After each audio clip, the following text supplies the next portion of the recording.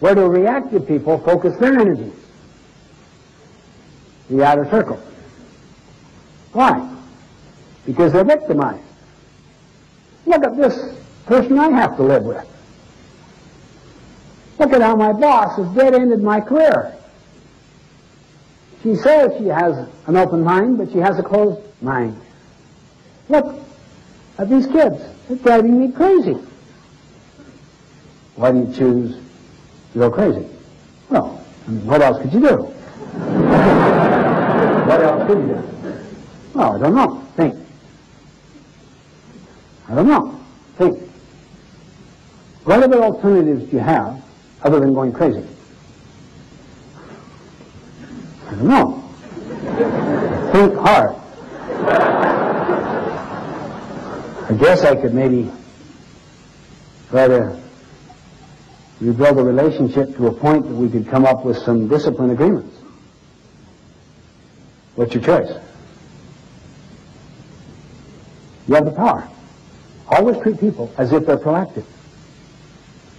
The more irresponsible they are, the more you teach them about their responsibility. Always work on the inner circle. It is a marvelous thing.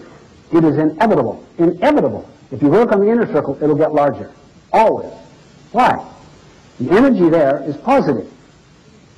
You're doing something at the outside edge of that inner circle that wins more confidence with other people. The way you treat them, the way you make and keep promises, the way you apologize when you make mistakes, the way you gather feedback, the way you give feedback, the way you're trying to play God in someone's life, the way you seek to understand what's important to the other, so that your presentations are made in terms of their frame of reference, their language, their value system.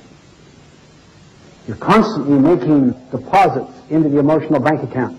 But if you focus on the outer circle, you're taking withdrawals. You're judging.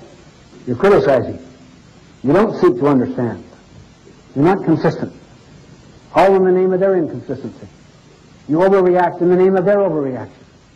You badmouth them behind their back, unaware that the people you're talking to as you do the badmouthing know you're going to do the same thing about them when there's a strain on that relationship. If you want to retain those who are present, my friends, always be loyal to those who are absent. They know you're principle-centered. They know you're just not sucking up to the social value system.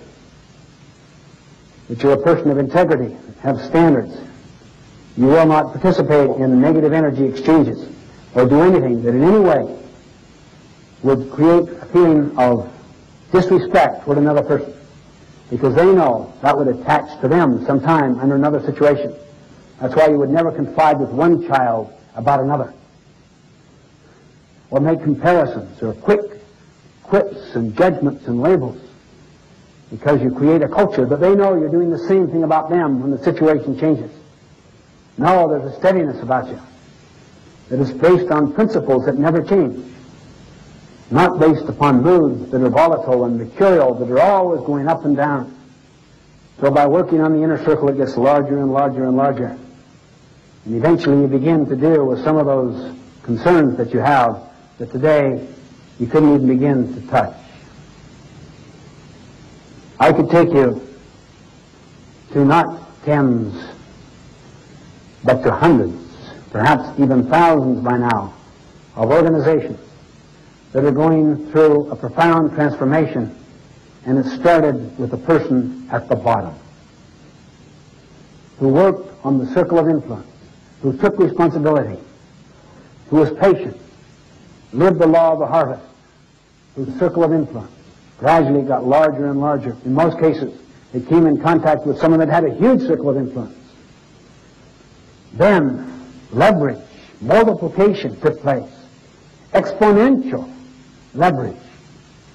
It started to influence entire divisions, entire companies, multi-billion, multinationals.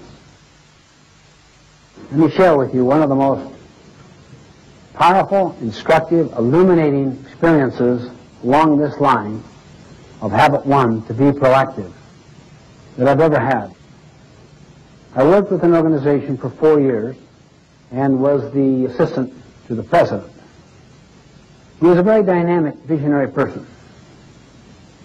So talented, so intelligent, so visionary, that it could just about compensate for a multitude of sins, as far as the outside world was concerned.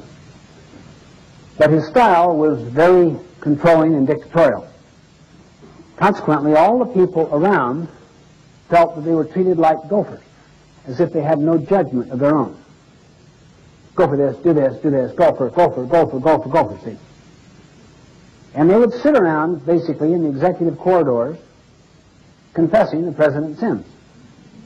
There's lots of war stories. Let me tell you the latest. I had things going. He came into my department, gave a different signal, and totally disrupted the whole thing. You think, that's, wait till you hear this one. Hey, why don't we get together at lunch and go further into it? It's fun. It's fun because it becomes a kind of common cement that unites you. Construction people have the expression bad mud, meaning if the basic content of the brick is flawed, you stress the brick, it'll break. The same thing happens every time you badmouth. It's bad mud. At the time, it unites you. But you take the stress on that relationship, it'll break it. Because they know you're doing the same thing. The inner circle withers. One man, his name was Ben. He was proactive. His life was not a function of the president's weaknesses. He was aware of them. They were in a circle of concern, but not a circle of influence. Therefore, he smiled a lot. He didn't disempower himself. He used his strengths to compensate for the president's weaknesses in his own small circle of influence with his own people. Very strong, considerate, courageous, buffer.